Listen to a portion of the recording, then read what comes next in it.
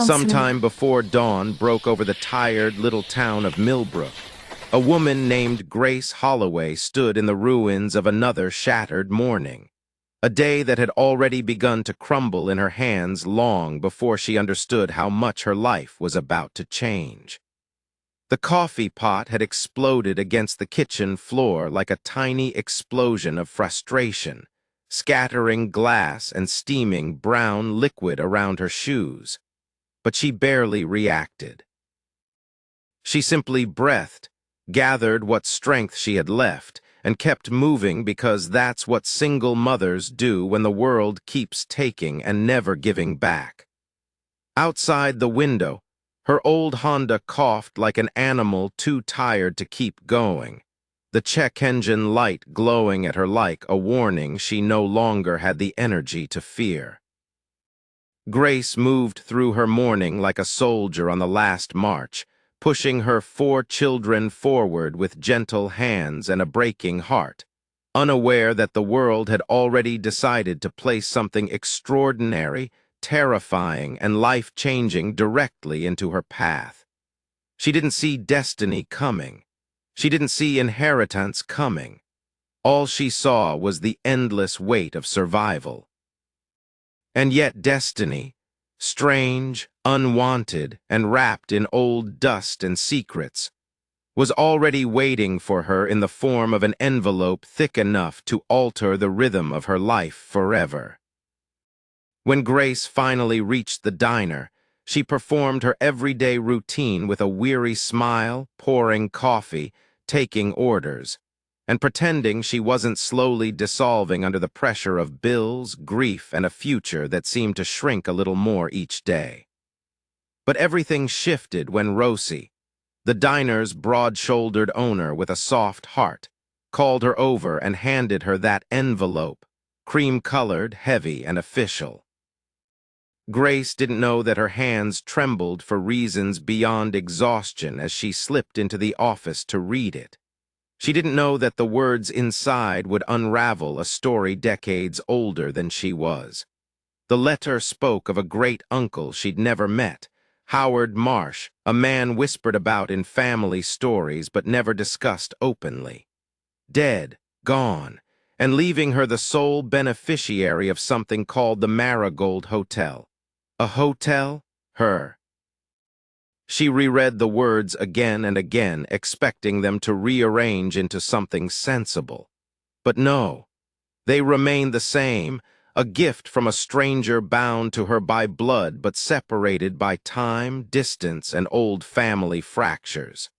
The moment she stepped back out into the diner, everyone had opinions. Everyone had warnings. Everyone had a reason to tell her she should walk away. But Grace carried the envelope home that night like a fragile miracle, unaware she was holding a key, one that opened far more than a door.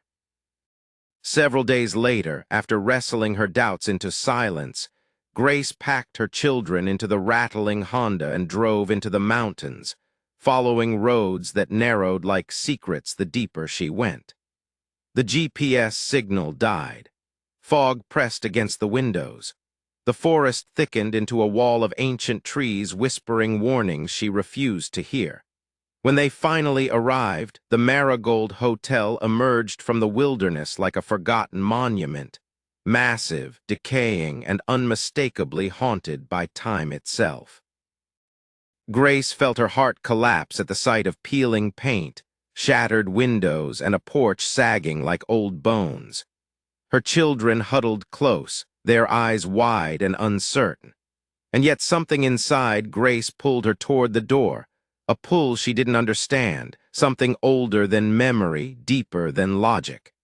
When she found a cracked service entrance and stepped into the dark basement with only her phone's fading light, she unknowingly crossed a threshold her life would never return from.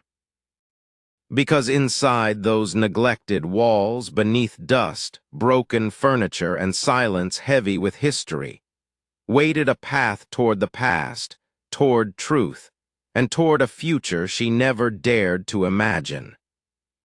Exploring the hotel felt like moving through the bones of an abandoned giant. The kitchen was frozen in time, the dining room still set for guests who never returned, and the lobby held photographs of a place that had once been vibrant, alive, and beloved. Grace felt the strange tug of a story reaching for her as she climbed the staircase to the second floor, where she discovered a locked room labeled Suite 7. The key from the front desk fit perfectly, and when she opened that door, the world shifted. The suite was preserved, dusty but intact, like someone had been waiting for her. On the desk lay a letter addressed to her in her great-uncle's handwriting, welcoming her home, explaining the hotel's purpose, its legacy, its hidden history, and its connection to her in a way she'd never expected. He didn't leave her a burden. He left her a destiny.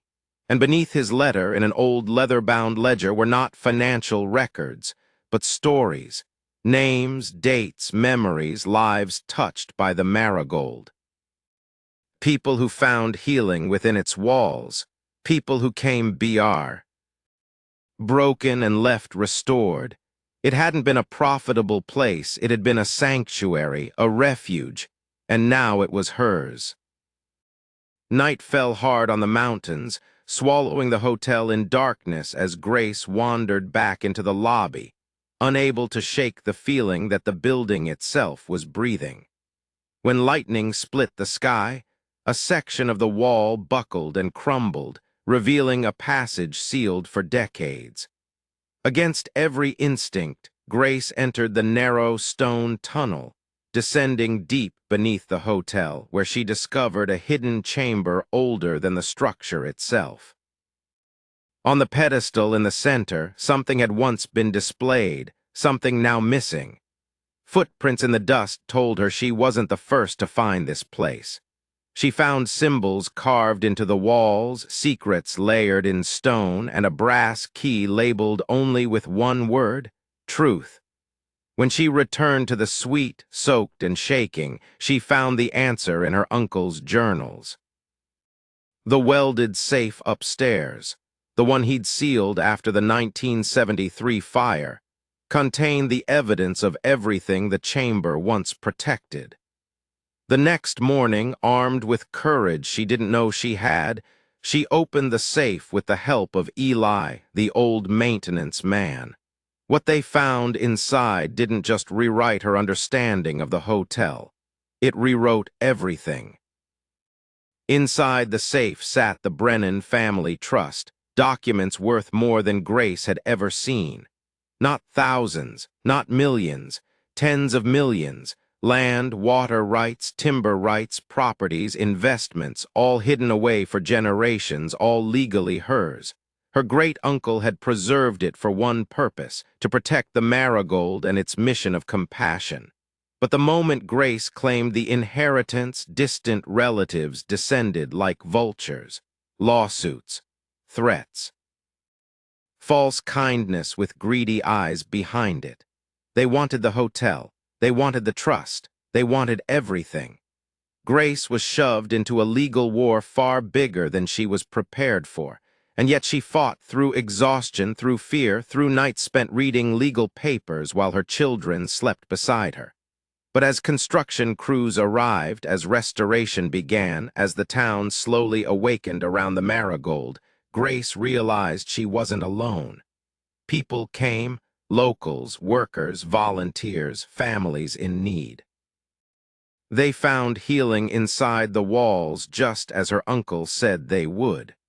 The Maragold became alive again, not because she owned it, but because she believed in it. 2 years of struggle brought her to the moment she'd never dared imagine, the completed restoration of the Maragold Hotel. Grace stood in the lobby surrounded by polished wood, gleaming chandeliers, restored velvet chairs, warm mountain light, and the laughter of families who had found shelter here. The lawsuit was dismissed. The trust was secure. The hotel had reopened its doors, not as a luxury escape, but as a haven for families who'd lost everything, and a destination for travelers who wanted to witness a legend reborn. On the night of the grand reopening gala, Grace read her uncle's last letter aloud to the people of Millbrook, about compassion, about legacy, about true wealth being measured in lives touched. The crowd cried with her, laughed with her, celebrated with her.